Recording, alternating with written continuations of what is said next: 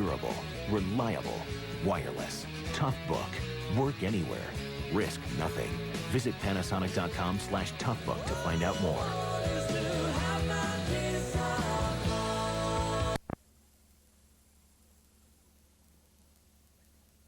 The bombs have been sold to many countries considered friends of the United States. But now the technology and the bombs themselves are also in the hands of Saddam Hussein. ABC News defense consultant Anthony Cordesman. By and large, they can be 10, sometimes 100 times more lethal in killing exposed targets than a conventional, very large, high-explosive weapon. This is the story of how this deadly weapon, designed for the U.S. military, made its way from this country to Iraq, and how American soldiers may now face the devastation from thousands of cluster bombs if a ground war breaks out in the Persian Gulf. Federal officials believe Saddam Hussein got his arsenal through a lethal combination: bureaucratic foul-ups in the U.S. government and simple greed. Here's how the cluster bombs work. An artillery shell, an airplane, or a rocket launcher sends the bombs towards their targets. Each bomb carries hundreds of smaller bomblets, something like hand grenades. Cluster bombs can be used against ground troops or tanks, and can even scatter mines to lie dormant for days. The bombs can spray thousands of sharp metal objects, pins, or even razor blades. The shrapnel can rip through the bodies of anyone or anything in its way, causing massive casualties among civilians or ground troops. You can see the kind of destruction in these buildings in Lebanon after a cluster bomb attack. How did Iraq obtain the cluster bombs and the technology to make their own? It was incredibly simple. Investigators believe it began with International Signal and Control, a government contractor with 5,000 employees based in Pennsylvania, which designed key components of cluster bombs and built them through a subsidiary in California. 2020 has learned federal investigators believe ISC provided the technology, that is, the plans, for the cluster bomb to this man, Carlos Cardoan, a Chilean arms dealer. Authorities think he used the plans to build the cluster bombs in Chile. Then he shipped them to Iraq. What's wrong with all this? If the cluster bomb technology actually left the country, that is illegal without U.S. government permission, which investigators say ISC never got. It is also illegal for a foreigner, like Cardoan, to take such plans out of the United States without a license, which sources tell us he never obtained. The man who opened the door to Iraq for Cardoan's operation was this man, Nasser Beydoun. He is a Lebanese-born middleman for Cardoan, who is based in the United States. Beydoun traveled frequently to Baghdad and arranged for the sale of cluster bombs and other military hardware to Saddam Hussein's army. In his first television interview, he told us about the business of dealing in deadly weapons. I can sell you a knife to peel an apple. If you cut somebody's throat with it, it's your business. A weapon does not kill. Who's behind it to kill?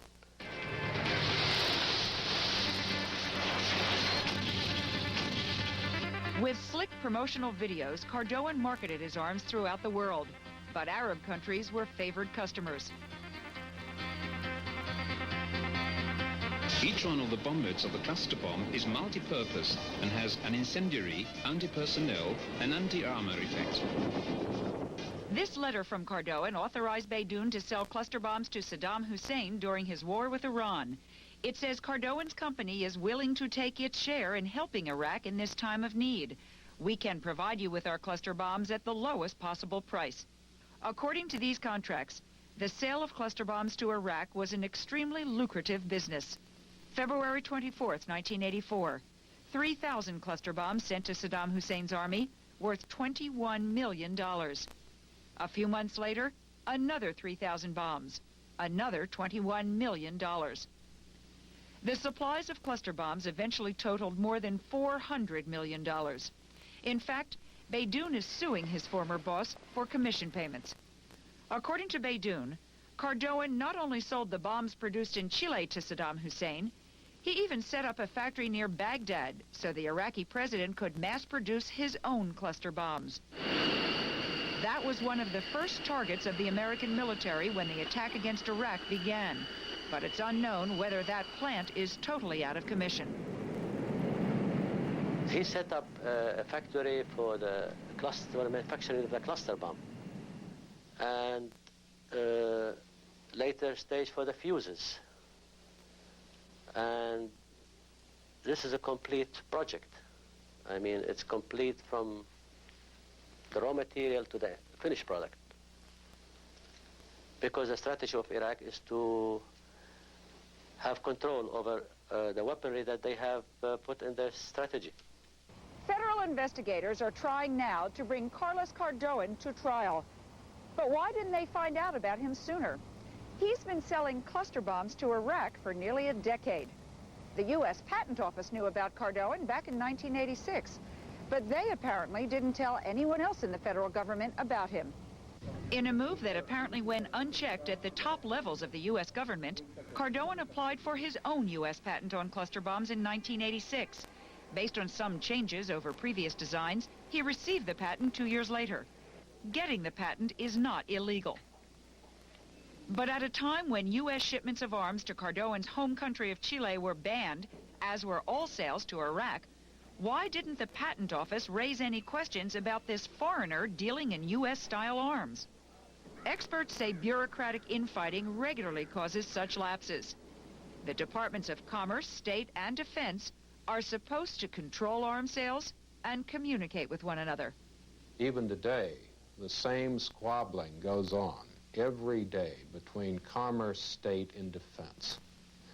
And at the same time, the administration can never agree on what kinds of laws can be passed to correct this.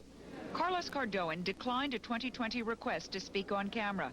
In an interview last year, he denied he had done anything wrong. And as long as a human being is a person or is an animal that needs to defend himself, weapons are going to exist. I think that that is wrong. As a human being, I believe that weapons are wrong, but they are a fact, and we have to live with facts. The former head of ISC, James Guerin, who dealt with the Chilean, said he did not provide anything to Cardoan to build weapons. But Nasser Beydoun tells another story. I believe that Dr. Carlos Cardoan got the technology of the cluster bomb from the United States.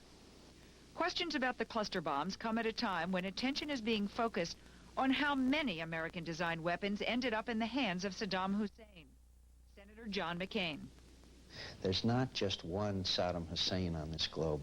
There's lots and lots of them who, as we speak, are attempting to acquire the technology to give them this capability of weapons of mass destruction because it's a way to gain victory on the cheap.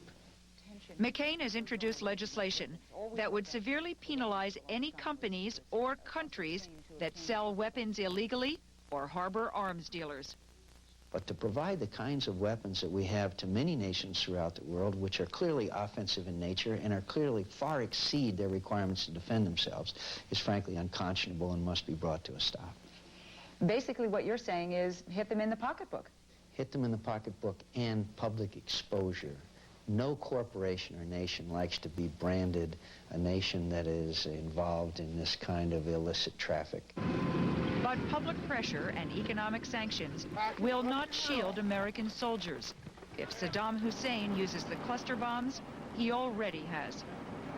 And if there is one good thing that may have come out of this Persian Gulf War, it is to dramatically heighten the awareness of the people of the world and the American people of how dangerous this proliferation of weapons of mass destruction can be.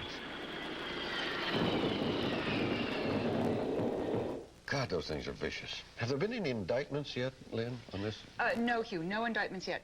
Carlos Cardoan has not been indicted, even though federal agents raided his headquarters office in Miami, and U.S. Customs agents took a number of documents, but no indictments yet, but there are investigations that are going on. If these things are dropped from airplanes, and we have air supremacy, as has now been said by our leaders, is there that much to worry about for our troops? We're told yes, because you don't need an airplane to drop a cluster bomb. They can also be used on rocket launchers and on unguided missiles, both of which Iraq has. And incidentally, we talked about that bomb factory. Even if it was badly damaged, the cluster bomb factory that he already has, we're told that in 3 to 6 months it can be operational again. And anyway, he likely has a big stockpile. We, of course, have these weapons also, but I understand they're called by something different. Yeah, if you're listening to a Pentagon briefing, don't listen for the term cluster bombs. They're calling them area denial weapons. Thank you, Lynn. Well, next, preparing American pilots for air combat over Iraq. Stone Phillips went to a Nevada Air Force base. Dress rehearsals for actual battle conditions. What do the crews learn? Are they ready for the front? Putting fighters in the sky right after this.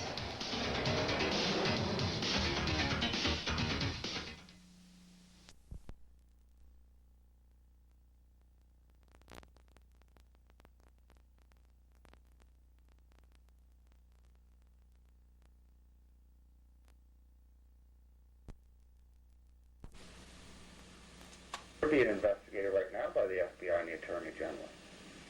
ChemCon's the big local minority-held corporation that was doing all the defense contracts. It was associated with ISC, Command Control, and they went under last spring, beginning of the summer, and there were a lot of criminal allegations made, none of them substantiated. And I was connected with them.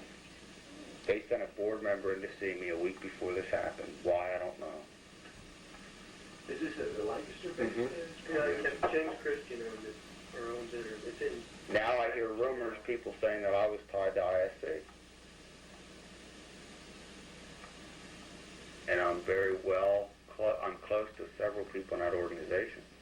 Why they sent someone from California to see me, I still don't, they won't answer me. I said, listen, Now, who is this, the FBI? Or no, this is ChemCon. I said, if you ever come back or you have someone else call me, I said, I want a $10,000 retainer fee. Never heard from him since. Then 2 weeks ago, Jim Christian called me while I was in the hospital. That guy hated my guts for 5 years. Why he called me, I don't know. What did he want? Or you didn't speak to him to find out? I spoke to him. He didn't say a lot. He said nothing. The same thing the board member said to me when he came from California. He wanted me to ask if I could go get ChemCon another building, asked if I'd be interested in saving the company out of bankruptcy and doing it. I was working with a guy from Belgium. They wanted me to talk to a guy from D.C. and New York, a guy from the Caribbean. I don't know what the hell was going on. Then I find out the Commonwealth Bank went and nailed ChemCon for 18. Commonwealth Meridian said Christian personally signed for the $18 million that was embezzled or lost of the government's money for these contracts. I don't know. I'm sick of asking questions and people lying to me, so. But you don't have any connection with that other than that you knew some people? I mean... No, I've got their files, I've got their financial statements and everything. They wanted me to do something. Yeah, but I mean, you're not connected with the company. You're not an investor? No. Well, ISC stock, I sold out my ISC stock. I sold it June 8th. I knew what was going down. I told a lot of people in this town. A lot of people were saying that ChemCon, which was a minority, Christian's a black guy, was getting all the minority government contracts because he was one of the leading minority defense contractors around. And actually, the supposition was, I don't know how true it would be, that it was a front for ISC. It was. I'll tell you why. Because when ChemCon was started, okay, back when they were back to their inception, you look at ISC's books, they didn't have any money. Well, the first thing ChemCon did was they went and got all that free money from the government. And you look and see where that money went. I bet you I know where it went. This guy named James Guerin, I think his name is G-E-U-R-I-N or G-U-E-R. And I know that they were selling contracts back. He runs ISC, and he also had his fingers pretty deeply in ChemCon. And he's the one who started ChemCon. Guerin's the one who started it. Wasn't there some allegations about a tie with Wet Tech? You bet. They were tied. You better believe they were tied with Wet Tech. Well, that's not up to date now. Same guys in WedTech were involved with ISC and ChemCon. ISCs that traded over the counter? ISC is London Exchange. London Exchange. Mm-hmm. International Signal Control. I owned 1,000 shares. I sold it when things started hitting the press. International Signal? Yeah. Now they just did a multi-billion-dollar merger with this company in London. They're probably thinking it's going to cover their tracks. United ChemCon is a local corporation. Yep. It's in bankruptcy right now. Yeah. As of this last 3 months. But with $18 billion in liabilities. What they did was they got fronted all that money, started the contracts, went bankrupt. Now the government's stuck for $18 million. Yeah, they weren't paying employees. They weren't producing the product. They weren't paying their unemployment and everything else.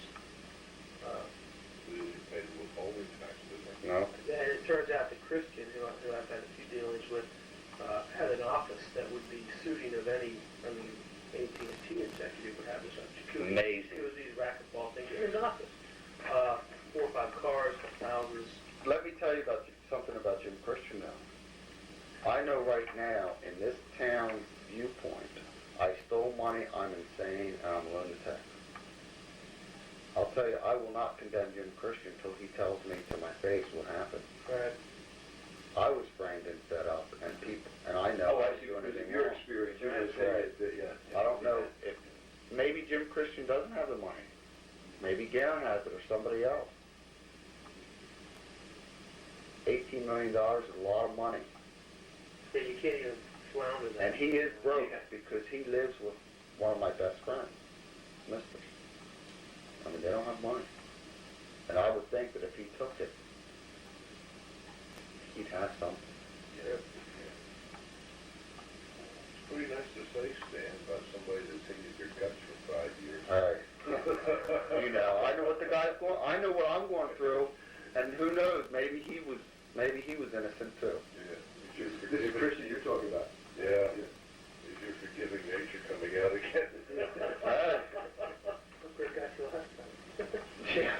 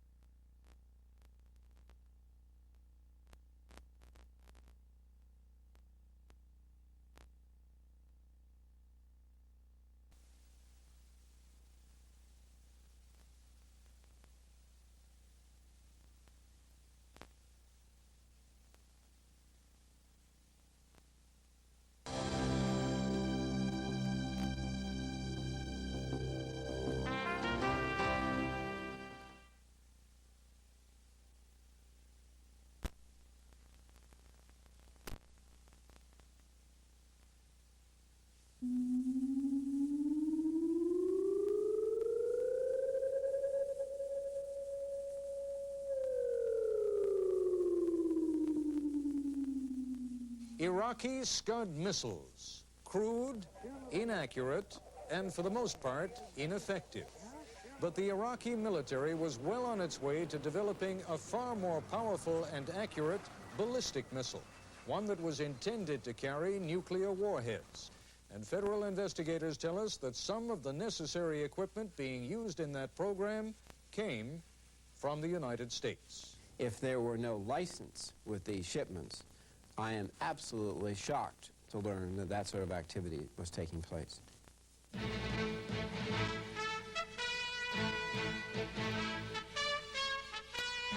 This is ABC News Nightline.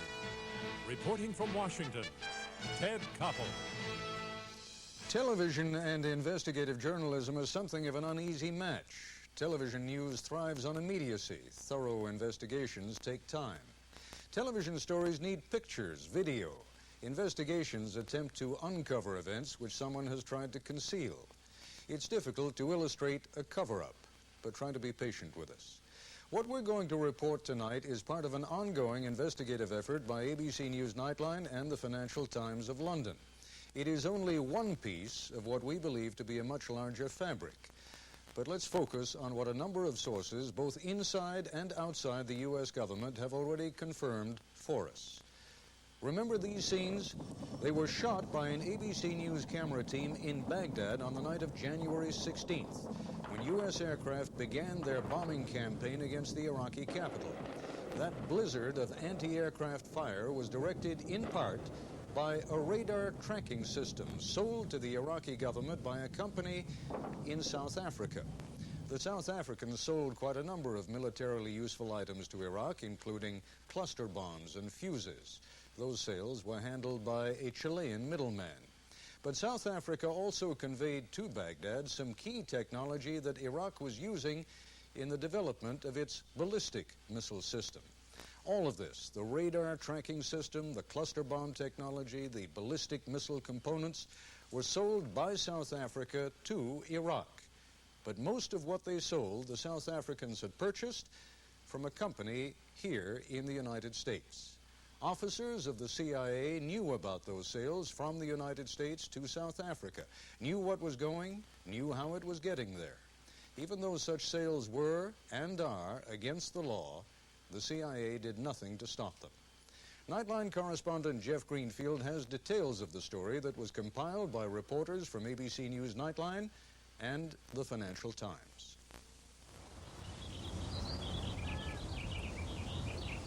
When you talk about the American heartland, you're talking about a place like Lancaster, Pennsylvania.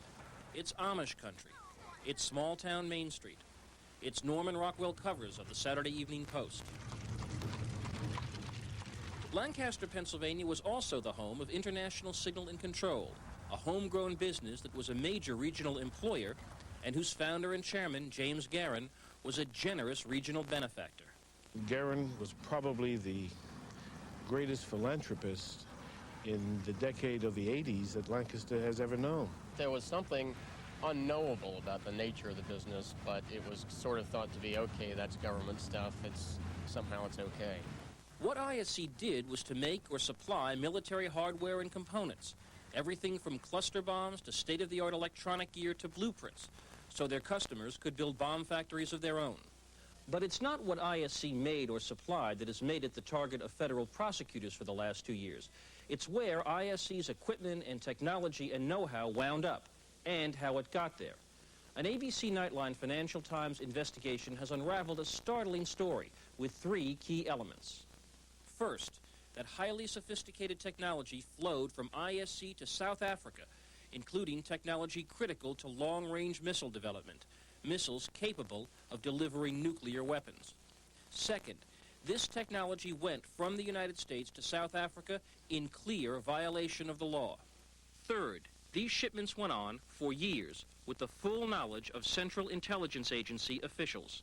What's more, federal investigators say they have good reason to believe that some of this technology, including ballistic missile technology, shipped illegally from ISC to South Africa, was in turn sold to Iraq, where it wound up as part of Saddam Hussein's military machine that the U.S. fought against in the Gulf War. If these reports are true, and I take it there's a great deal of evidence to suggest that they are, then we have a renegade operation on our hands for whom the rule of law means nothing, for which the elected representatives apparently have no control, have no ability to direct policy, have no ability to say what they can and cannot do. It all started legally, if covertly, back in 1974. That's when the National Security Agency, a super-secret U.S. intelligence unit, asked ISC to help it complete Project X, a chain of electronic listening posts based at South Africa's Simonstown Naval Station. South Africa was using these posts to follow Soviet submarine traffic off the Cape of Good Hope.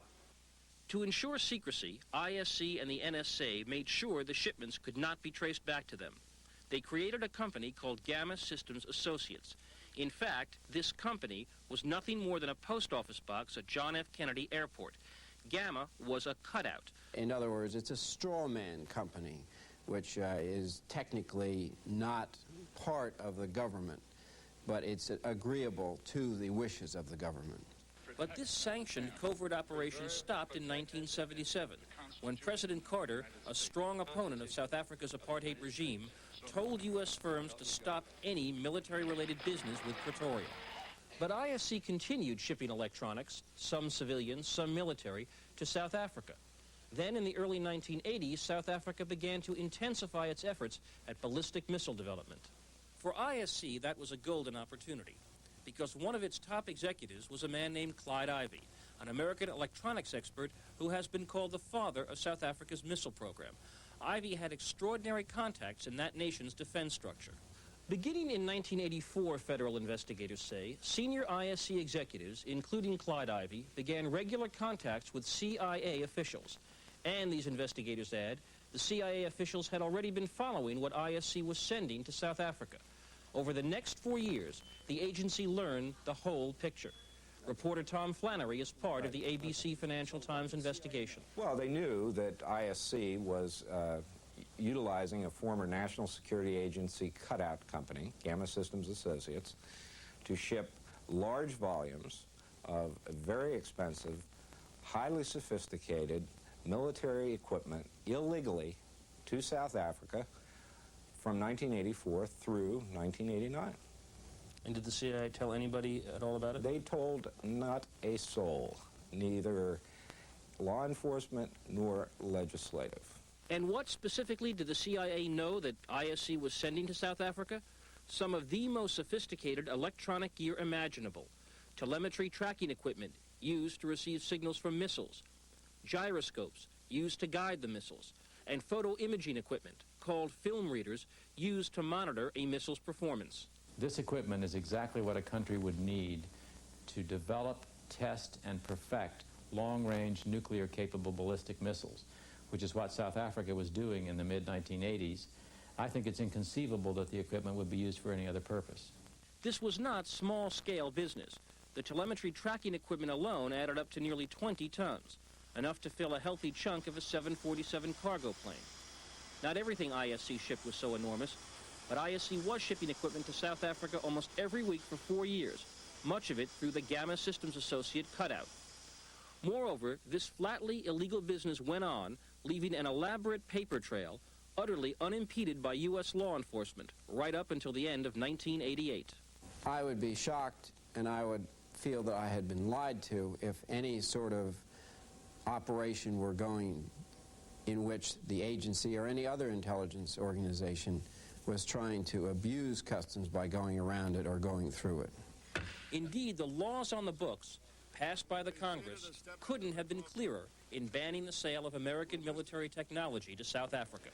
But there's another, more disturbing twist to this tale of illegal arms shipments. Once the American-made hardware went to South Africa, it didn't stop there. South Africa, after all, has a major arms industry. And, as former Ambassador Herman Nichols says, it was an industry in the mid-1980s very hungry for customers. I think the South Africans at that stage, were quite keen to sell almost anywhere. Including Iraq. For instance, ISC sold South Africa fuses for cluster bombs, one of the most effective killing machines around. South Africa took that technology and, in turn, sold hundreds of thousands of bomb fuses to Iraq, a deal brokered by Chilean arms merchant Carlos Cardoon, one of the biggest suppliers of weapons to a grateful Saddam Hussein. In other instances, American technology went directly from South Africa to Iraq. What kind of technology? Well, look again at this incredible footage from the bombing of Baghdad on January 16th. That, says one American law enforcement official, that was some of the stuff that got through to Iraq through the ISC shipments to South Africa. In this case, electronic components of a South African radar system guiding Iraq's anti-aircraft guns. Finally, federal investigators say even American missile technology made its way from Lancaster, Pennsylvania to South Africa to Iraq. Had the Gulf War not intervened, Saddam Hussein would have been well on the way to developing an operational Condor II missile, giving him, with the critical help of American-born technology, the power to deliver chemical or even nuclear weapons anywhere in the Middle East. I'm Jeff Greenfield for Nightline. We contacted the CIA this morning, gave them the broad outlines of the story you've just heard and seen, and requested a reaction. At 7:15 this evening, the agency faxed to us the following statement.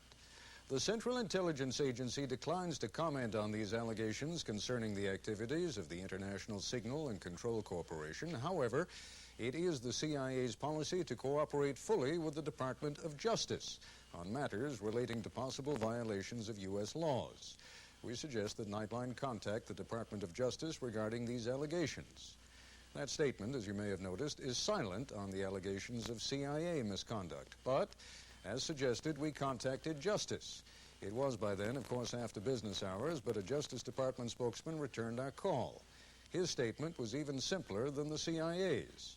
It is not something we would comment on, one way or the other. When we come back, we'll discuss the implications of this story. Joining us now here in our Washington Bureau are Senator Arlen Specter of Pennsylvania, who served on the Senate Intelligence Committee during the years when the weapons transfer took place. Jeffrey Kemp, a member of the Reagan administration's National Security Council and author of a forthcoming book on the global arms race. Stephen Bryan, former Deputy Undersecretary of Defense, whose job was to stop the transfer of weapons technology. And one of the principal reporters in this investigation, Lionel Barber of the Financial Times of London. Senator Specter, as I just noted, you were a member of the Intelligence Committee during this period. Should such an operation, had it been sanctioned, have come to the attention of your committee or some other congressional committee? If, in fact, there was such an operation, and I'm answering a hypothetical question because we only have the allegation, it would be the responsibility of the CIA to tell the Intelligence Committee under applicable law. They'd have to give a timely notification. Would you be free to tell us if indeed such notification was made? No, I would not be free to tell you one way or the other because all of that would be secret, but I can give you this generalization that in the period from December of 1986, after Iran-Contra broke, there was a very intense effort made by CIA to be extremely careful on notification of covert activities. You and I spoke the other day, and we were discussing in general terms the inclination of the Bush administration now to be responsive to this kind of thing. In other words, to make sure that Congress is known. And if memory serves me correctly, you were suggesting that the administration really is disinclined to do that. Well, I believe that the President is inclined to make known covert operations. There has been a refusal on the part of counsel to the President, and I'll be specific. Boyd and Gray, the lawyer who's counsel to the President, who very strenuously resisted an effort to have a statutory notification put into law. The officials around the President and the National Security Council, according to my understanding, and I've had it from very authoritative sources, were willing to have a statutory 48-hour notice, but Mr. Gray, Boyd and Gray, the counsel to the President, was adamant in refusal on the ground that it would impinge on the President's constitutional authority. Mr. Bryan, I know you're somewhat skeptical just of the general notion that this kind of weapons technology would flow from the United States to South Africa. Is that correct? Well, I'm more skeptical about it flowing to Iraq. I worked on the Condor case. In fact, I tried to block it, and I think we mortally wounded that project, and I never heard of any technology coming out of South Africa.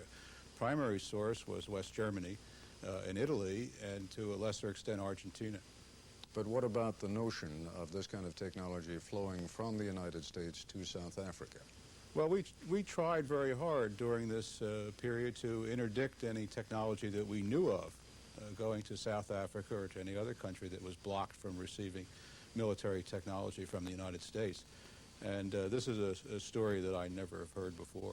Does it surprise you that weapons technology would flow, perhaps even without the knowledge of senior officials at the Defense Department? Nothing ever surprises me nowadays, but it's certainly not a story that we knew of at the time that I served in the Reagan administration. Dr. Kemp, give us your sense of what justification, because indeed the whole notion, A, of weapons technology flowing from the United States to South Africa, and then B, as Mr. Bryan suggests, that technology flowing from South Africa to Iraq, on the face of it, doesn't make a whole lot of sense. The South Africans and the Israelis, for example, are very close. The Israelis and the Iraqis are and have been for a long time bitter enemies. How could one justify something like that, even from a purely logical point of view? Well, I have no idea what the real story is, but certainly in the 70s, remember, we were concerned about the Cape route, the flow of oil around the Cape route, and Soviet warships. So that could be a reason for having some understanding with the South Africans. I think that was the reason. In the 1980s, it might have had something to do with us wanting to know what the South Africans knew about Israeli nuclear weapons and what the cooperation was, if any, between South Africa and Israel. That's purely hypothetical on my case, but, you know, in the past, technology has been used as a hard currency to get things or to persuade governments to do things that they might not otherwise want to do. This may be a case where that was going on. All right, we're going to take a break. When we come back, I'd like to go to my colleague Lionel Barber and nail down a few loose ends here. We'll continue our conversation in a moment. Continuing now with Lionel Barber of the Financial Times. Lionel, some of our guests here are skeptical, which is understandable, because so were you and I when we first began getting wind of this story. Speak for a moment, if you would, about the documentary evidence that relates specifically to the transfer of the technology from the United States to South Africa. Well, we have got bills of lading referring to the technology which left JFK Airport, and it specifically notes that the items concerned, missile technology and other advanced weapons, required export licenses. We know that they did not have export licenses and therefore were in violation of U.S. law. Is there any reason to believe that there could have been, and I'd like you to explain, if you would, for what a presidential finding is, that there might have been a presidential finding which could have perhaps set aside even U.S. law and permitted this kind of an operation to go forward?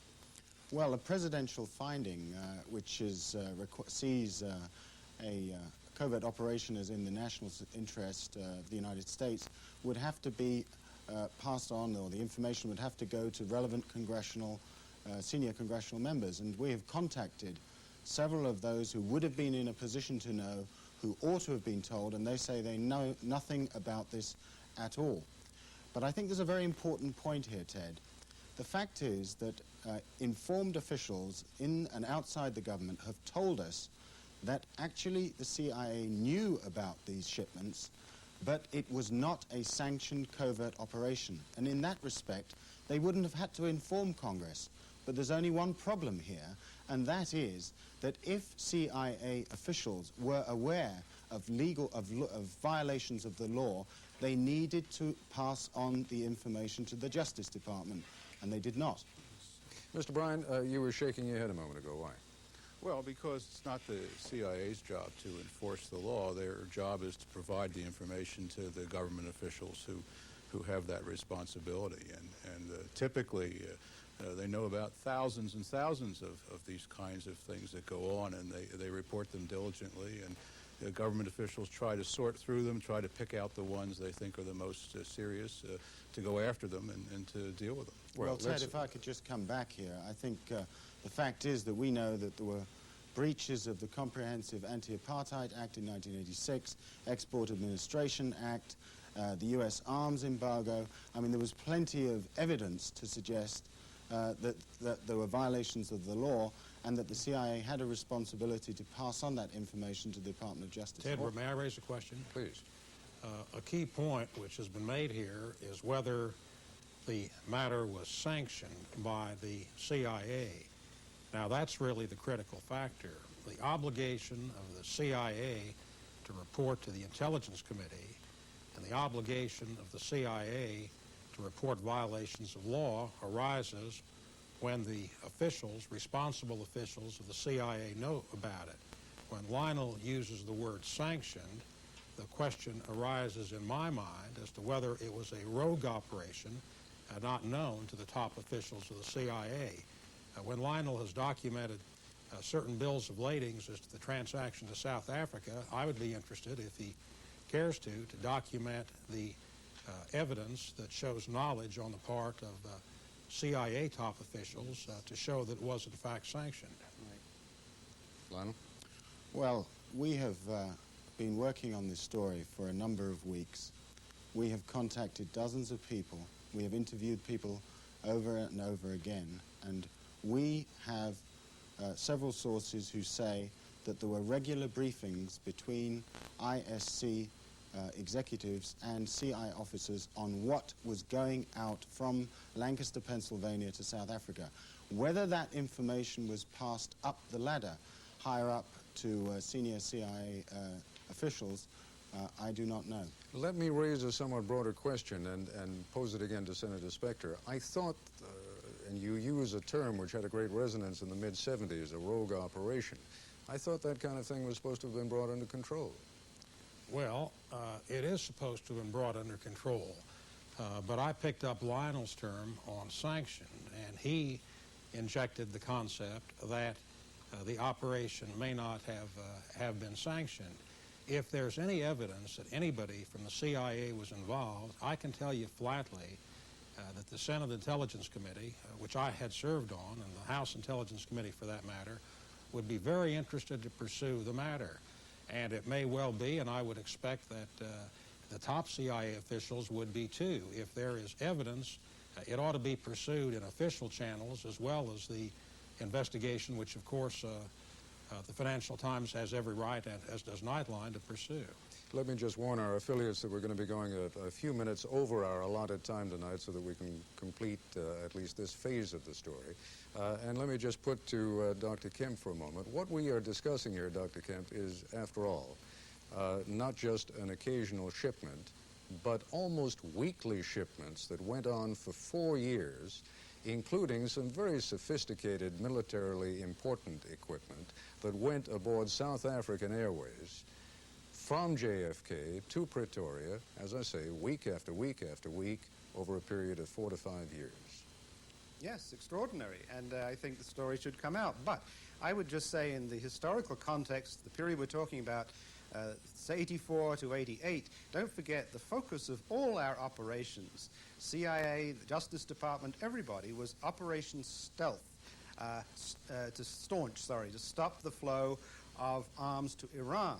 And it could well be that people knew this was going on and really didn't follow up on it, that some people in the CIA had an idea something was up, but there were other priorities because, you know, there is so many of these activities being tracked down all the time that to follow everyone diligently the way we look as though we should have done now is perhaps to hope for too much. Well, we are talking about more than just an occasional word getting to the CIA. We are talking about regular quarterly briefings, again, that took place over a period of 4 to 5 years. But we're going to have to take a break, and we'll continue in a moment.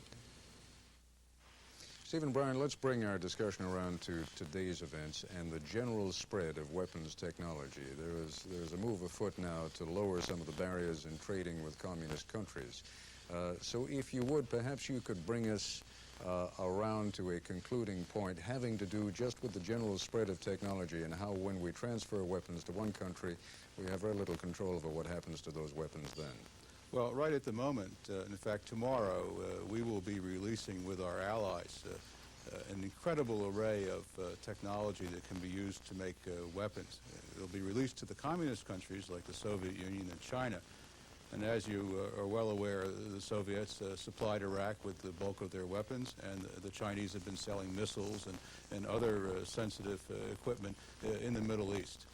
So where we're going is utterly in the wrong direction, it seems to me, in terms of developing a coherent control regime over weapons, and particularly over weapons technology that threatens, I think, world peace. And Dr. Kemp, a closing comment from you on the same subject, if you would. We can't control everything. We've got to decide what are the most dangerous and most important items. Nuclear weapons, surface-to-surface missiles. Let's focus our efforts on those. I think we can get cooperation with the Russians and possibly the Chinese and certainly the Europeans. If we try to cover everything, we're not going to get anywhere. We're going to antagonize a lot of people, and we'll end up much worse than we are today. Senator Specter, 30 seconds. I think we ought to do our best to cover everything. I wouldn't accept that assertion at all, that we can't cover everything. If it can be used for weapon proliferation, it ought to be stopped. And it's an absolute outrage what has happened in the past and what continues to happen. And we ought to try to stop everything related to the proliferation of weapons. Gentlemen, I thank you all very much. Dr. Kemp, Mr. Bryan, Mr. Spector, Lionel Barber. As I indicated at the top of this broadcast, this is part of a continuing puzzle that we are trying to piece together. We'll have further reports in the future. That's our report for tonight. I'm Ted Koppel in Washington. For all of us here at ABC News, good night. Nightline is a presentation of ABC News. More Americans get their news from ABC News than from any other source.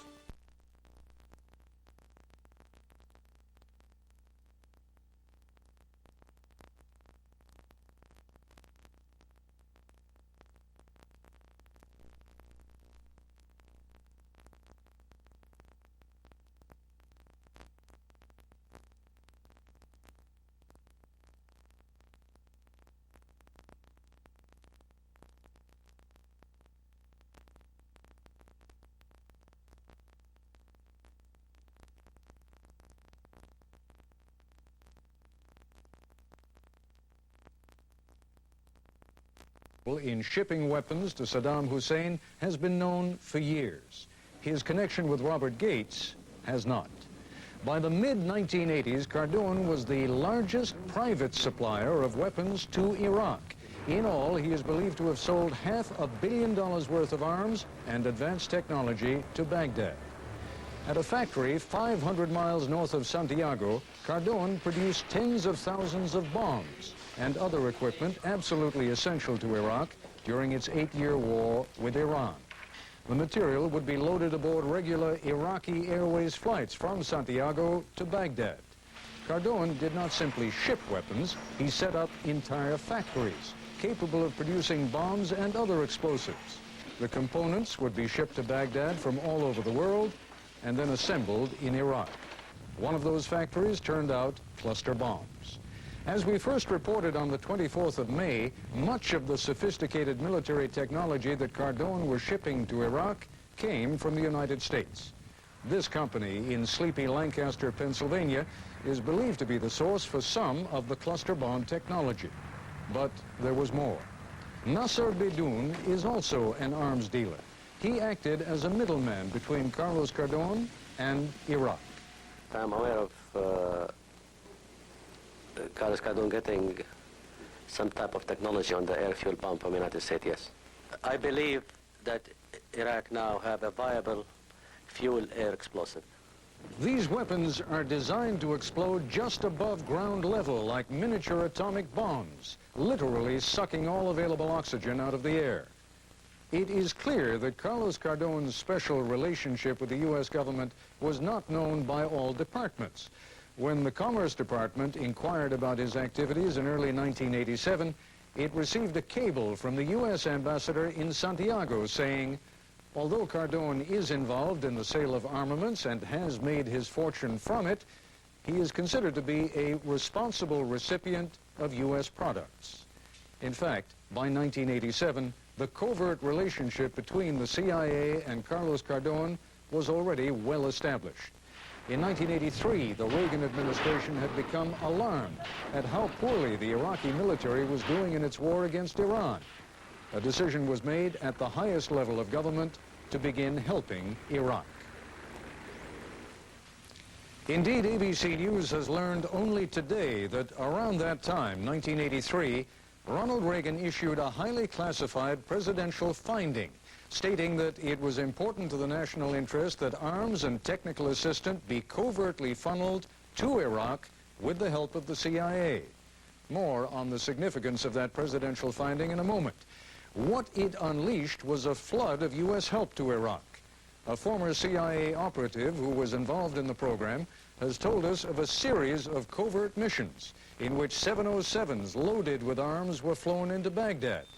On one such mission in 1987, our source tells us, he accompanied a plane load of Soviet-built 122-millimeter missiles. The Soviet equipment was shipped because it would be compatible with what the Iraqis already had. By 1987, there was at least one such flight a week into Baghdad. Our former CIA source recalls bringing in $100 bills in a bowling bag. They would also carry whiskey, cartons of cigarettes, and copies of Penthouse magazine to speed up the unloading process, which usually took place at night. Once the White House had authorized the covert assistance program to Iraq, the CIA took over. In effect, the former CIA operative tells us it amounted to a, here's what we want you to do, and we don't want to know too much about how you do it.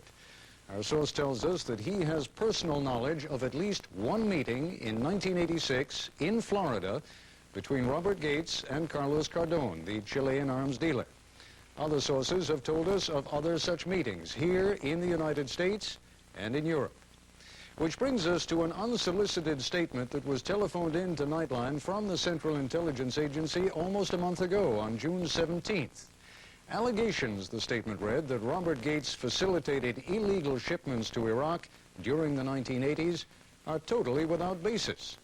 Since we had never requested such a statement about Mr. Gates, we didn't know quite what to make of it at the time.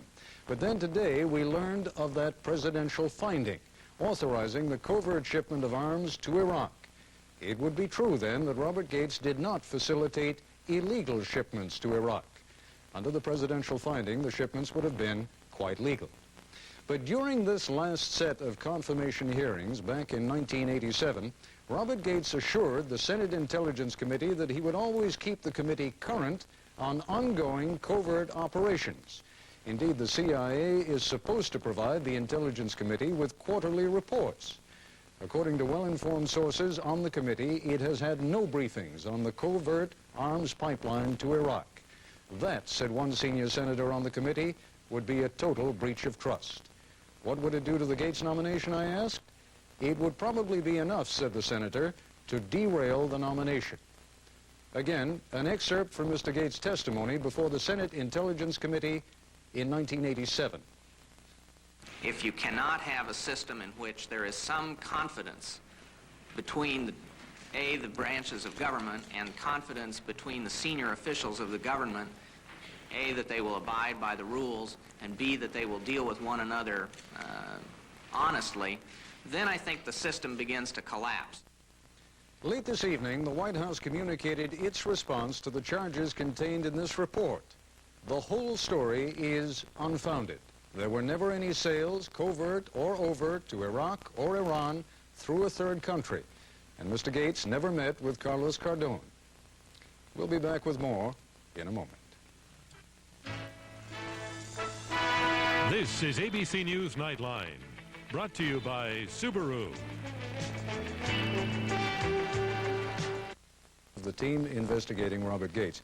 Alan, I'd like to begin by just repeating for you, and let me put on my specs here for a moment, the White House statement about our report. The whole story, it said, is unfounded. There were never any sales, covert or overt, to Iraq or Iran through a third country, and Mr. Gates never met with Carlos Cardón. A fairly carefully drafted statement, one would think. Yes, Ted, I think that is right, and I would agree with the part of the statement says there were never any sales to Iraq through a third party. Indeed, what we found was that some of the cluster bomb technology and fuel air explosive technology was given, smuggled down to Chile for use in systems that were then made and on-shipped to Iraq. In terms of the statement from the White House that there were never any meetings between Mr. Gates and Mr. Cardón, I would simply say that we have a number of sources, some of them personally involved in these covert operations, one of them who was personally and physically an eyewitness present at a meeting in Florida with Mr. Gates and Mr. Cardón in 1986, and who was told by Mr. Gates about other meetings that he had with Mr. Cardón. Now, Congressman Gagenson, I realize that we've sort of unleashed a lot of material on you here, but to what degree does this fit in with those thousands of documents that you've subpoenaed and with the information that you have?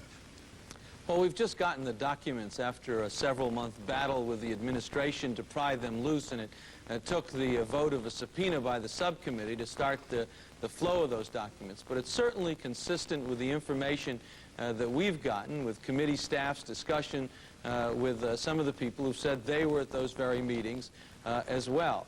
I think the important thing to remember here is that the United States in 1982, under the Reagan administration, took Iraq off the terrorist list. At a time when some of the worst terrorists in the world were being harbored by Saddam Hussein, we suddenly changed our policy and continue to keep Iraq off the terrorist list, enabling the exports of dual-use items that can be used for weapons from the United States directly to Iraq, as well as these obvious sales that went indirectly to Iraq. So all through a time where they were harboring terrorists, when they killed 5,000 Kurds in 1988, and as recent as 6 days before the invasion of Kuwait, when I and other members of Congress tried to stop the subsidy of grain sales to Iraq, the Bush administration continued to oppose any sanctions against Iraq. Well, of course, there's a huge difference between grain sales and the shipments of entire plants for the building of a cluster bomb factory. Except for, I think, what you find is a pattern by both the Reagan and Bush administration of trying to assist Saddam Hussein. What we found at one hearing was a document from the State Department that said that the United States was even ready to sell weapons to Iraq as long as they were for the personal protection of President Hussein. A policy that ignored all the outrages, a policy that ignored, I think, the intent of the Congress and the American people, and that the allegations that we've gotten from a number of sources seem to be consistent with that the United States did everything it could under the Reagan and Bush administrations to assist Saddam Hussein. Alan, I know one of the things that we've discovered in our investigation, and I'd like you to elaborate on it a little bit, is that frequently, indeed, there were federal agencies, law enforcement agencies, that were trying to uncover what was going on, who found that they were being stymied at every turn. Can you talk about that a little bit? Yes, I think that if we look back at other discoveries we've made, when we found ISC, the company in Pennsylvania that was that had cluster bomb technology shipped down to Chile as part of this covert operation for Iraq, we found that the CIA had detailed knowledge over a period of 4.5 years of all sorts of shipments from ISC to South Africa, some of which were later transshipped to Iraq. We found that federal law enforcement agencies were unable to do anything about it because they just weren't told. Likewise, we reported just recently and found the case of the man who built the Rabta chemical weapons plant in Libya, who, even though the CIA was tracking him very carefully here in the United States, was allowed to build a chemical weapons plant here in Florida and ship dangerous cyanide with the help of CIA contract shippers to Iraq. All of these things were going on, and the investigators seem unable to uncover any of these things. We seem to have part of the government trying to investigate and part of the government trying to ship. Congressman Gagenson, I'd like to get your reaction to that and see whether your experience has been similar in some of the findings or conclusions that you have reached, but we'll take a break first and we'll be back in just a moment.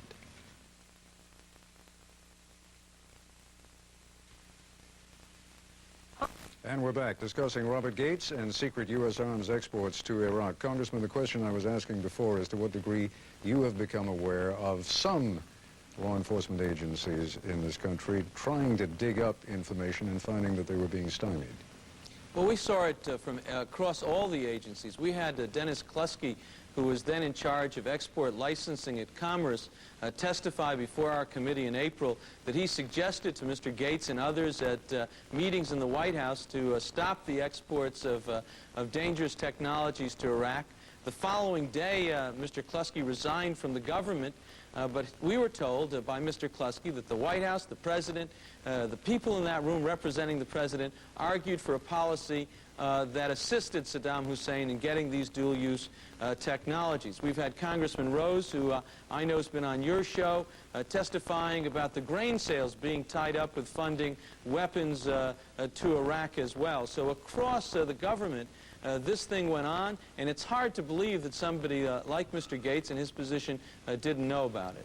Well, we're suggesting a lot more than that he may have known about it. We're suggesting that he was actively involved in it. And let me just pass on a little bit more information that we have gathered today having to do with the confirmation hearings themselves. I was told earlier this afternoon that both Alan Fires, a former senior officer from the CIA, and Claire George are not likely to be testifying voluntarily. Indeed, Alan Fires has said he will not be testifying voluntarily before the Senate Intelligence Committee. The White House, as we've all heard during the course of the day, has been putting on some pressure to get those hearings underway before the August recess. August 2nd, of course, the Senate goes into recess. And there are indications now that a week from Monday, indeed, the hearings will begin. Mr. Gates will be asked to testify at that time, but I've also been told that there is no way that those hearings will be completed before the August recess, and that Mr. Gates will be told that he is going to be recalled again after other witnesses have testified after the August recess. So these hearings are now destined to go into September. Go ahead, Congressman. I'm sorry. I think that's terribly important, because what we have to remember here is, unlike other appointees of the president, what the head of the CIA does is not transparent. If you're the Secretary of Housing, as Jack Kemp is, and I disagree with one of his programs, not only do I know about it, but the average citizen knows about what Jack Kemp's doing. Sometimes you agree with him, sometimes you disagree with him. In the case of the director of the CIA, as is clear from repeated experiences, oftentimes even the people in Congress who are supposed to know about these activities are not informed. This has to do with national security, and the standard ought not be somebody who can get by the hearing process with White House pressure. The White House ought to be with us on this one. We ought to make sure that we have someone who fully discloses what's going on to the appropriate committees in the Congress, not someone involved in Iran-Contra, not someone who hasn't told the entire truth, and not someone who is in question about these activities. This has to be a definitive decision by the Congress that this individual will come clean with the Congress and fulfill not just the letter of the law, but the spirit of the law. All right, let me just interrupt for a moment, Congressman, because we're down to our last minute and a half or so. Alan, it is inevitable in this kind of an investigation that you run into a lot of sleazy characters. And I just want to get from you, for our audience, some sense of how much of the information that we have compiled here comes from the sleazy characters and how much we feel we can really rely upon. Well, I think, Ted, the important point here is that we have had all sorts of allegations for the last 3 months when our team has interviewed dozens of people. We've been assiduously cross-checking, and we've waited to actually go ahead with this story until we had very solid sources, those who were documented former CIA operatives, those who were physically, personally with Mr. Gates and Mr. Cardone at those meetings. And we asked some of them, why would Mr. Gates personally take the risk and go out and meet with Mr. Cardone and get directly involved, get his hands dirty in these operations, especially as he was deputy director of the CIA at the time himself. And we were told that he went out because he wanted to give his imprimatur, because he wanted to make sure the job got done. We've talked to a number of solid people and cross-checked. All right. Alan Friedman, thank you very much. Congressman Gageson, thank you very much. I'll be back in a moment.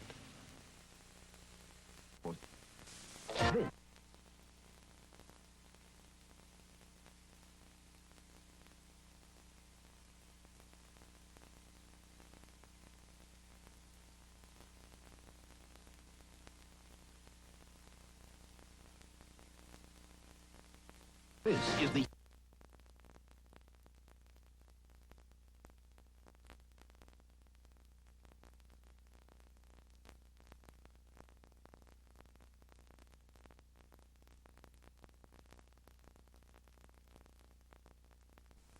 guns that went from Austria. You think the U.S. didn't know about it? I informed them. I told them what was happening. They said, sure, go ahead and help them as much as you can. It wasn't just a tilt toward Iraq, it was an opening of the floodgates. At times, U.S. laws were violated.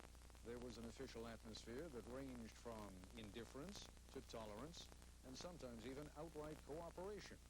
It was a perfect environment for a man like Chilean arms dealer Carlos Cardone. That story in a moment. This is ABC News Nightline, brought to you by Ford and your local Ford dealer. This week with David Brinkley. Should Robert Gates be the next director of the CIA? And with the fall of communism, do we even need a CIA? Sunday. Think about it for a moment. What was the biggest single scandal of the Reagan administration in which the will of Congress was circumvented by the use of private arms dealers selling weapons in the Middle East? Iran-Contra, right? It's a scandal that resonates to this day, that caused Robert Gates to withdraw his first nomination as CIA director, and that still casts a shadow on his confirmation hearings that are due to begin on Monday. But it is becoming increasingly clear that the issue of aid to Iraq will be another major focus of his hearings. The sheer quantity of technology, weapons, and money that were transferred to Iraq over roughly the same period dwarfs anything that went to Iran. Remember, official U.S. policy was that no help should go to either side. In reality, the Reagan administration was split. Some senior officials supporting Iran, others Iraq. And to those who wanted to see Iraq helped, the man you're about to meet was in a perfect position to be of assistance. Of course, we couldn't be less than proud because we found that we were able to do things that we didn't even dream that we were able to do. This is Chilean arms dealer Carlos Cardon back in 1984, not long after he began a lucrative new business, the sale of cluster bombs to Iraq.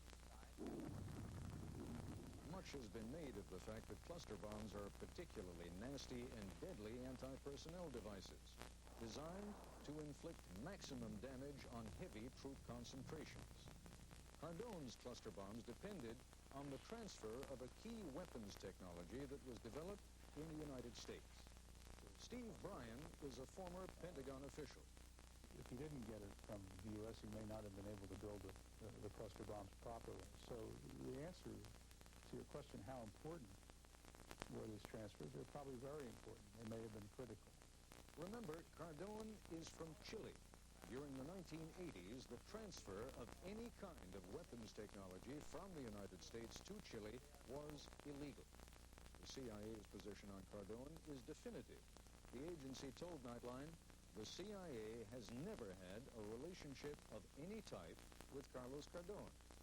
Somehow, though, Cardon arranged for the transfer of cluster bomb technology to Chile and set up his own factory to build them.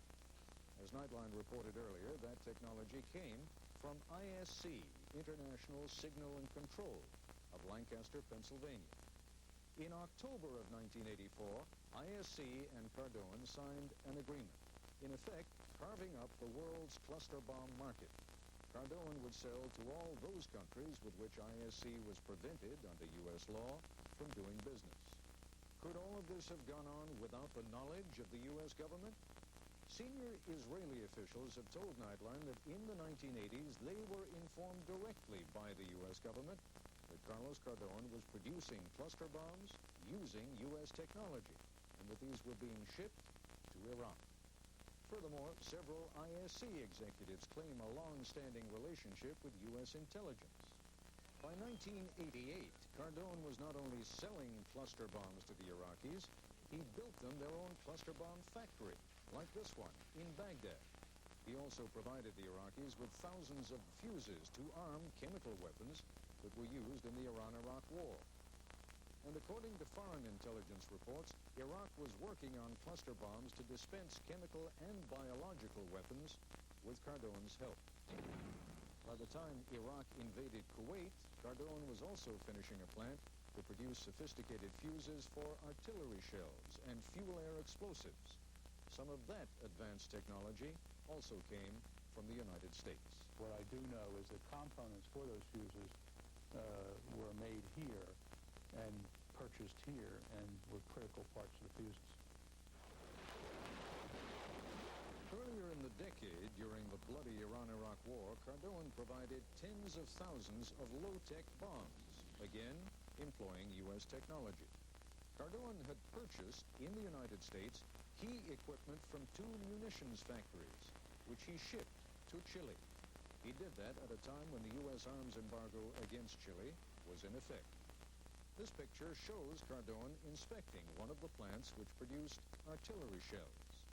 Retired Air Force Lieutenant Colonel Carlos Rickardson worked for Cardon in the early 80s. He remembers what happened with that plant. He had a great deal of trouble with U.S. Customs. The U.S. Customs stopped the shipment and held it up for, I guess, perhaps maybe even a year before it finally got broken loose and was shipped to Chile. The plant was designated as scrap metal and shipped from New Orleans. Another plant capable of producing aerial bombs came from Los Angeles. You saw the plant in L.A., you saw the plant in Chile. Would you consider that plant scrap metal?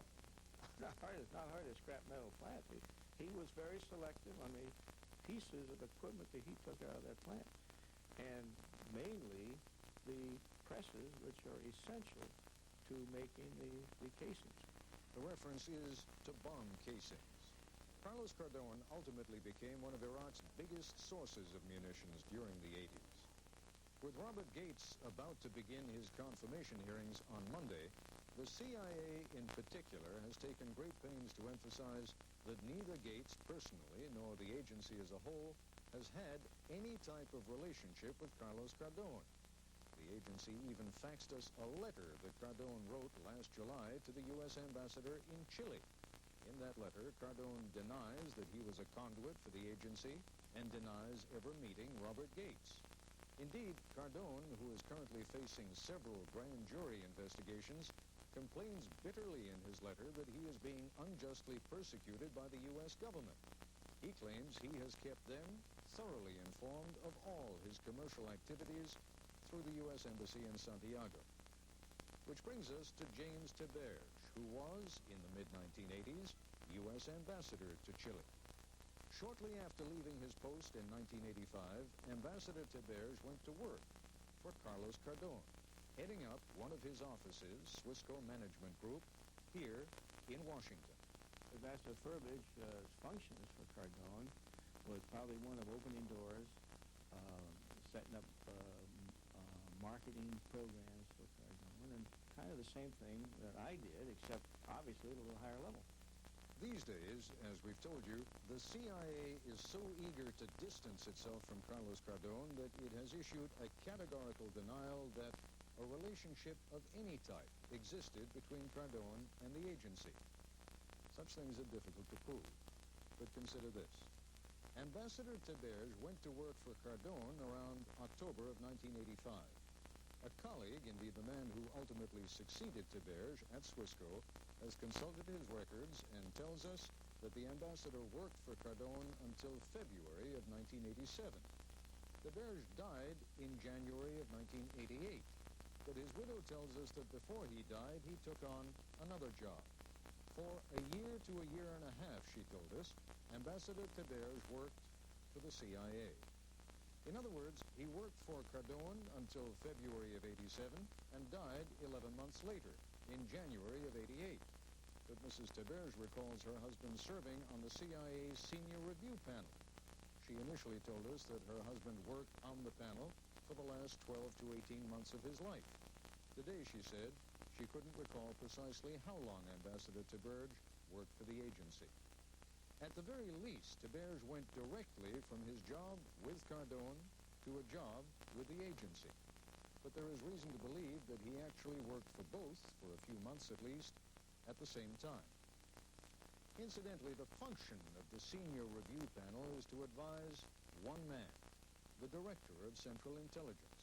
And for at least part of the period in question, there was an acting director of the CIA, Robert Gates.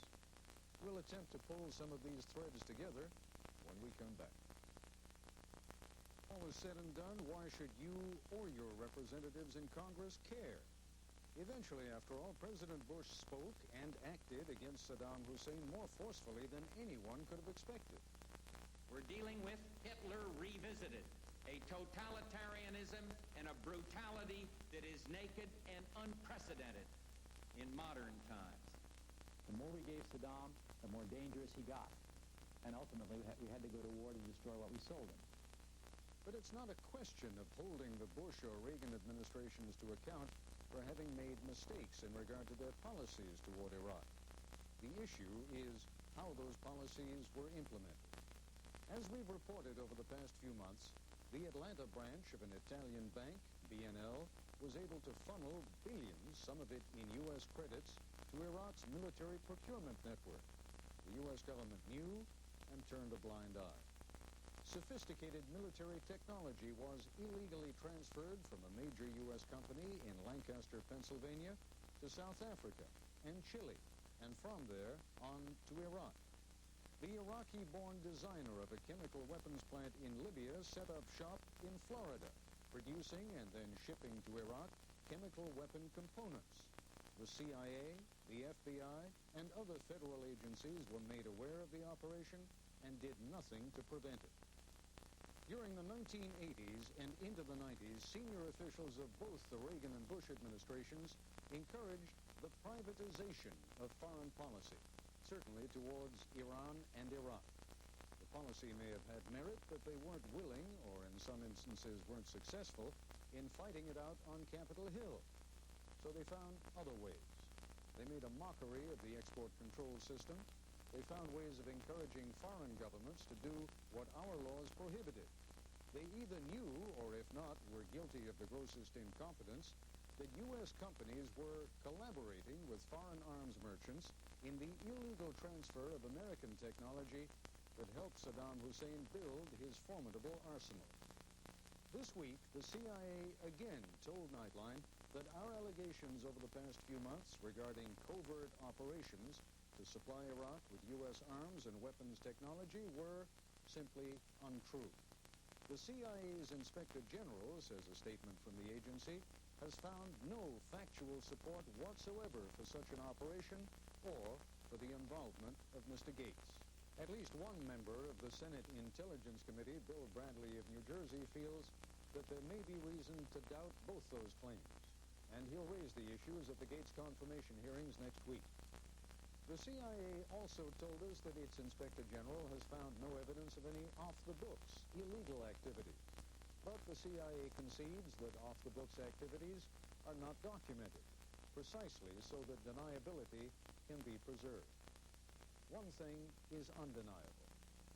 This gun sight video of a stealth fighter bomber from the 37th Tactical Fighter Wing last February attacking a bomb factory on the outskirts of Baghdad. U.S. technology in the air, destroying U.S. technology on the ground. The factory was built by Carlos Cardona.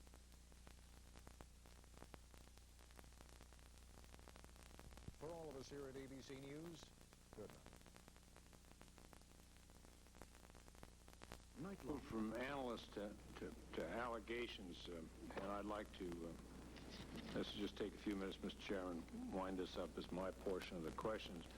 There have been a number of allegations made concerning your activities related to an alleged covert CIA program to ship arms to Iraq. You're aware of that. Some have even linked you to the so-called October surprise meetings alleged to have taken place between the Reagan-Bush campaign officials and Iranian officials. These allegations have been chiefly made up by two individuals, Ben Menashe, I gather a former civilian translator for the Israeli military intelligence, who is reportedly in Australia to avoid Israeli authorities and prosecution, and Richard H., I guess it's Babian, a self-professed arms merchant and former member of the Iranian intelligence service, who is currently in a Florida jail awaiting trial on security fraud charges.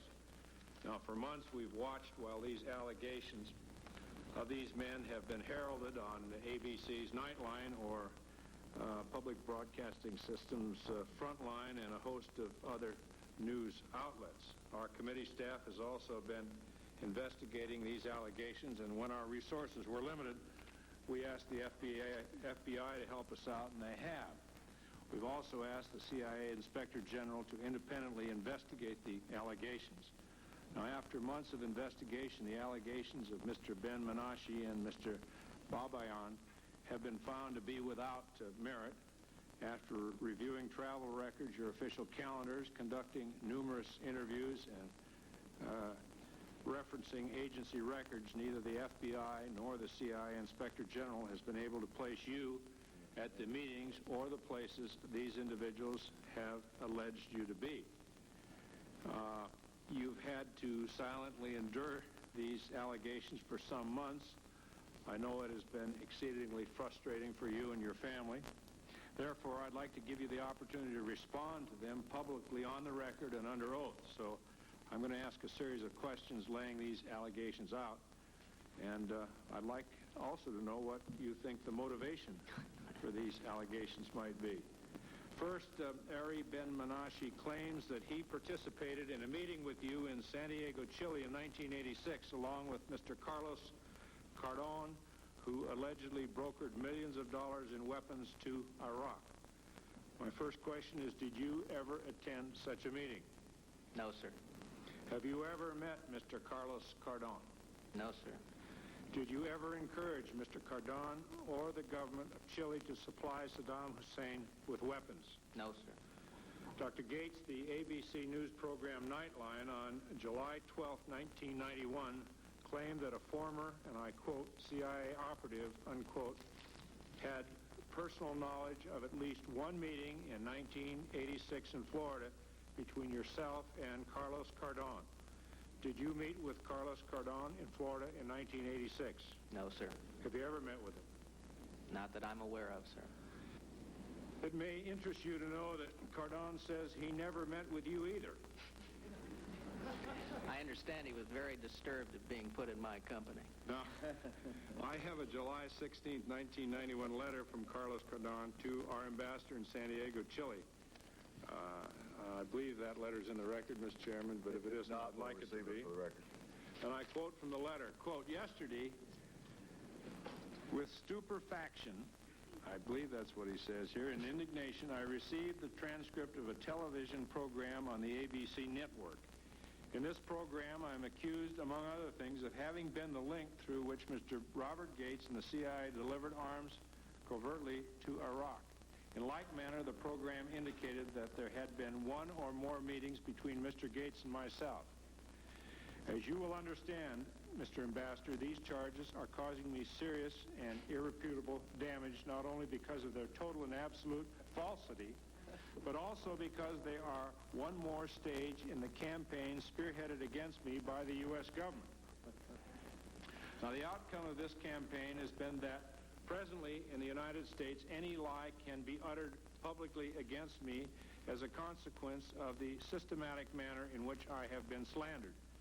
Mr. Ambassador, I formally protest the incidents described in this letter and reserve the right to take any legal action in order to defend the integrity and transparency of my activities and the honor of my name. Yours truly, Carlos Cardon. Dr. Gates, according to the Ari Ben-Menashe, according to him, in mid-October in 1980, you were present at the site of a meeting in the Ritz Hotel in Paris, France, attended by a group of Iranians. Vice presidential candidate George Bush and William Casey, who was then manager of the Reagan-Bush campaign, was there as well. Now, do you have any knowledge of such an event in Paris? No, sir. Were you in Paris at any time during October of 1980 for any reason? No, sir. Do you have any knowledge whether any persons associated with the Reagan-Bush campaign of 1980 sought to delay the release of hostages held by Iran until after the election in November of 1980? No, sir.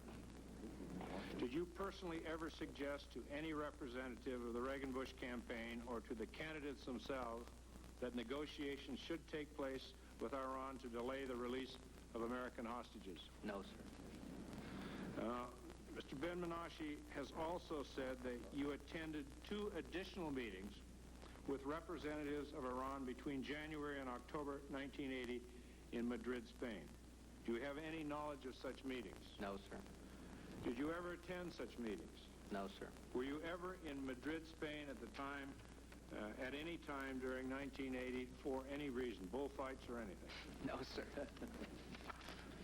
Ben-Menashe also says that you attended these meetings as George Bush's personal representative. Did you ever in 1980 serve as George Bush's personal representative in any matter? No, sir. According to Mr. Ben-Menashe, you met him at the Miami airport accompanied by a U.S. Customs official sometime between January 1st and January 20th, 1981 to assist him in gaining entry to the United States with a large sum of money in cash. He says he flew to Miami from Guatemala City en route to Phoenix, Arizona. He also says that you accompanied him on that flight to Phoenix, Arizona. He further says that he was carrying $16 million in $100 bills in cash. Now, you would remember whether you were in Miami in January of 1981 to meet Mr. Ben Menashe, would you not? Yes, sir. And your memory No, sir. says that you were not. Did you ever accompany him on a flight to Phoenix, Arizona? No, sir. Did you assist Mr. Menashe in transporting or counting the $16 million in $100 bills? No, sir. Ben Menashe also says that on July 3rd and 4th, 1987, in Kansas City, you met with Iranian Defense Minister Mr. Ben Menashe. Do you know anything about such a meeting? No, sir.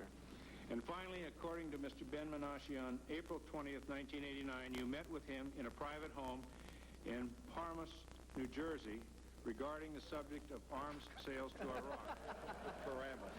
We're told. Paramus. Paramus. All right, that's better. New Jersey's a long way from Alaska. Did this happen? No, sir. Now I'd like to turn to some of the allegations made by Richard Babian, the self-professed arms dealer now awaiting trial for securities charges in a Florida jail. Have you ever met Richard Babian? Not that I'm aware of, sir. Babian claims that he first met with you and a Mr. M.K. Moss in Geneva in June of 1984. Is this true? No, sir. Babian claimed that you, working with M.K. Moss, ran a covert CIA operation to supply arms to Iraq. Dr. Gates, have you ever been aware of any CIA or U.S. government covert operation to supply arms to Iraq? No, sir. Babian claims that you were a very good friend of Carlos Cardon and that one of your pet projects was to transfer cluster bomb technology to Carlos Cardon. Dr. Gates, were you ever involved in an operation to transfer cluster bomb technology to Carlos Cardon? No, sir. Now, Dr. Gates, I will ask you a few questions about the weapons that were allegedly transferred to Iraq via South Africa by a company in Lancaster, Pennsylvania called International Signal Control, or ISC. Before the CIA was informed by the FBI in December of 1986 that ISC was under criminal investigation, were you aware of possible illegal activities on the part of ISC? No, sir. A story in the Financial Times alleged that you may have gone to visit ISC in Lancaster, Pennsylvania. Have you ever met with officials of ISC? Not that I'm aware of, sir. Have you ever been to Lancaster, Pennsylvania? No, sir. I wonder if you'd give us a short synopsis, and that will conclude my questions, Mr. Chairman, of why, what's the motivation for these seemingly outlandish and far-fetched efforts to associate with your good nature? First of all, Senator, I'd like to thank you for making that public, as you suggested. Putting up with this all through these months and these various television shows and so on has not been easy, and even some of my neighbors began to look a little askance at me, wondering if while I was a Soviet analyst I was running guns to Iraq and selling cluster bombs to Carlos Cardon. I don't know what these people's motivation is. I think it's an illustration, though, that the more specific that you make the allegation and the lie, the easier it is for some people to believe it. I'm just grateful to have it straightened out and cleared up, and I'm afraid that my views on their motives and of them probably not appropriate for this forum. Probably be inappropriate. Prominent businessman during the 70s and 80s today was indicted, along with other executives who worked at International Signal and Control. News 8 has been following this story for years. And tonight, Susan Shapiro begins our coverage from the federal courthouse in Philadelphia. 155 millimeter. At a packed news conference, U.S. Attorney Michael Balson detailed major indictments against James Guerin and other top executives of International Signal and Control. The Lancaster defense contractor is accused of masterminding a scheme that involved illegal arms sales and a $1 billion fraud. The purpose of the financial fraud was to make phony contracts look authentic and to build up the value of ISC into something that it was not. The enormous and complex scheme, which was described as looping, was apparently enough to defraud British defense contractor Ferranti International, which merged with ISC in 1987. Ferranti itself initially couldn't believe that they had been defrauded until our agents explained the depth of the problem to them. Ferranti told News 8 We have been cooperating with the U.S. government and are glad to see those efforts come to fruition. Guerin is charged with 8 counts, including financial fraud, mail fraud, securities fraud, money laundering, and violation of arms control laws. Officials of 6 federal agencies who were here showed off some of the weapons they say ISC shipped illegally to South Africa and in turn ended up in Iraq during the Persian Gulf War. After the war with Iraq, proximity fuses like this were found in southern Iraq. Inside were power supplies that could be traced to ISC in Lancaster. And from a DoD standpoint, the flagrancy of this case is that ISC and its officials put greed and the ability to make a buck ahead of our fighting men. Guerin's attorney, Joseph Tate, issued a statement saying that technology is known around the world and anyone can obtain it. In addition, officials here would not comment on allegations that the CIA had full knowledge of the arms shipments. Many government agencies, including the CIA, cooperated in this investigation, and I think I should just leave it as that. Guerin, who's made a plea agreement with the federal government, was not arrested, but other top company executives who worked closely with him were taken into custody in Lancaster and arraigned in Philadelphia. Terrence Folds was picked up at his home in Holtwood. Thomas Jazin was picked up at his home on Butter Road. Robert Clyde Ivey, who's also known as Greenleaf, was arrested at his residence on Cochrane Drive. And Wayne Radcliffe here at his home on Grand Oak Place. His relatives didn't want to talk. No, not saying a word. This news conference attracted media from all over, including London. Garanti is a major British company, and the billion-dollar fraud here has affected the City of London. Affected a lot of people, so what began as a very small defense firm in Lancaster, Pennsylvania, has now turned into an international scandal. Just take a look at these indictments, almost an inch thick. They also include indictments against South African companies and South African citizens. No doubt these are very serious charges then. Very, very serious. Just let me give you an example. For the Arms Export Control Act, in other words, violating our laws that prevent that kind of shipping of arms to South Africa, a $1 million fine, and that includes 10 years imprisonment on each of the counts. Just one example. One example. So you can imagine they will add up if they are indeed convicted. Who was a Guerin protege and former president of the now-defunct Lancaster-based defense contractor United Chemcon Corporation. He was found in 1989 of defrauding the government of millions of dollars in connection with Navy contracts. Christian was released from federal prison earlier this year after serving 2 years of a reduced sentence. In an exclusive interview today, Christian spoke to News 8 about James Guerin. People found it extremely hard to accept that Jim would assist in something like this. Was he doing it on a smaller scale? He was also... I feel that Jim had some approval of the CIA to do some of the things that he was doing. The CIA, I feel, gave Jim the latitude to do some things.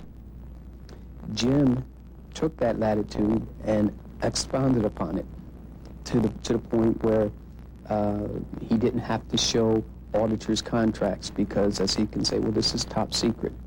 Jim would have built his company at any lengths. He said to me over and over again, Jim, I'll do anything. Signal and Control today spoke out about their indictments in a $1 billion fraud and for illegal arms sales. Susan Shapiro has that reaction. Joins us now. Susan. Wayne and Kim, Jim Guerin spoke to News 8 today from his home in Naples, Florida. He refused to let us interview him on camera or to tape our telephone conversation. He only wanted to talk about arms sales to South Africa.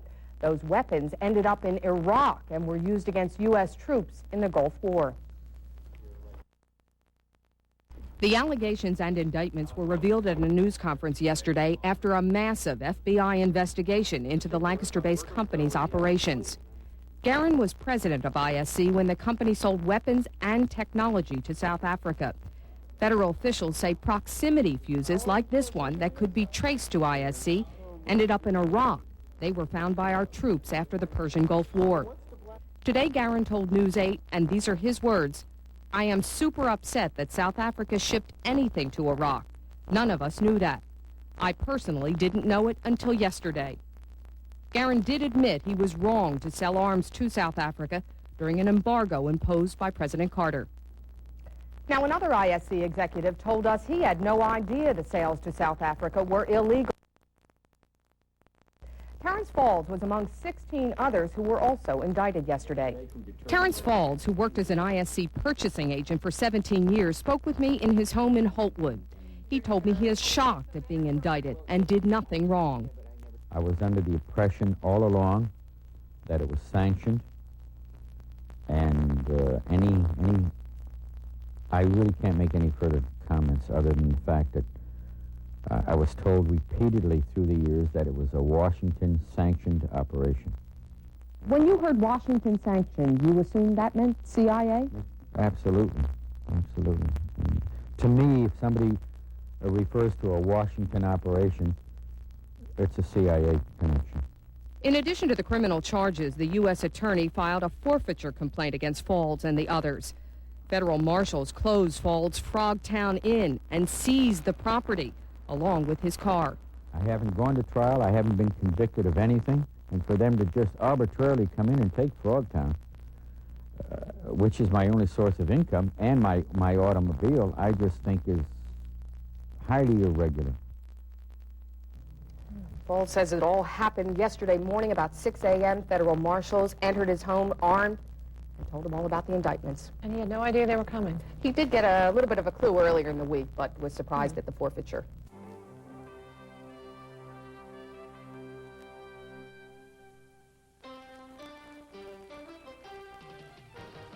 From WGAO, the Susquehanna Valley's news channel, this is live tonight, happily in Norristown. Well, there's joy tonight for the other hostages as well. 30 on NBC Nightly News with Tom Brokaw. In other news tonight, former Lancaster businessman James Guerin pled guilty today to 8 charges, including financial fraud, money laundering, and violating the U.S. Arms Control Act. Guerin, who's seen here on the right with one of his attorneys, Stephen Brown, as they walked into the federal courthouse in Philadelphia today. Now, through his international signal and control, Guerin masterminded a scheme that involved illegal arms sales and a $1 billion fraud. He agrees to cooperate with the government and this ongoing investigation. He has also agreed to forfeit all his property that was derived as part of this criminal activity, including his Naples, Florida home. Now, Susan Shapiro says these charges stem from a 3-year investigation finally revealed in late October. These are some of the weapons federal officials say International Signal and Control shipped illegally to South Africa and in turn ended up in Iraq during the Persian Gulf War. From a DOD standpoint, the flagrancy of this case is that ISC and its officials put greed and the ability to make a buck ahead of our fighting men. In addition, an enormous and complex scheme described as spoofing was enough to defraud Ferranti International to the tune of $1 billion. The British defense contractor merged with ISC in 1987.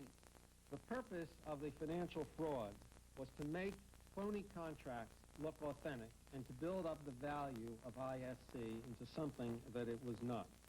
When the 8-count indictment was handed down in October against James Guerin, other former top executives of ISC were also charged. 3 have entered guilty pleas, but 4 others, like Terrence Falls, have pleaded not guilty. I was under the impression all along that it was sanctioned, and I really can't make any further comments other than the fact that I was told repeatedly through the years that it was a Washington-sanctioned operation. Susan Shapiro, News 8.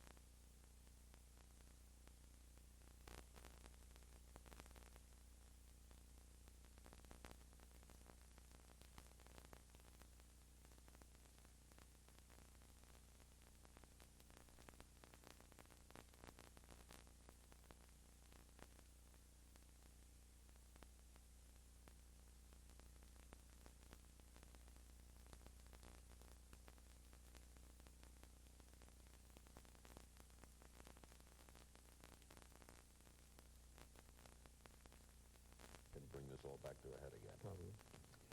But to answer your question as best I can,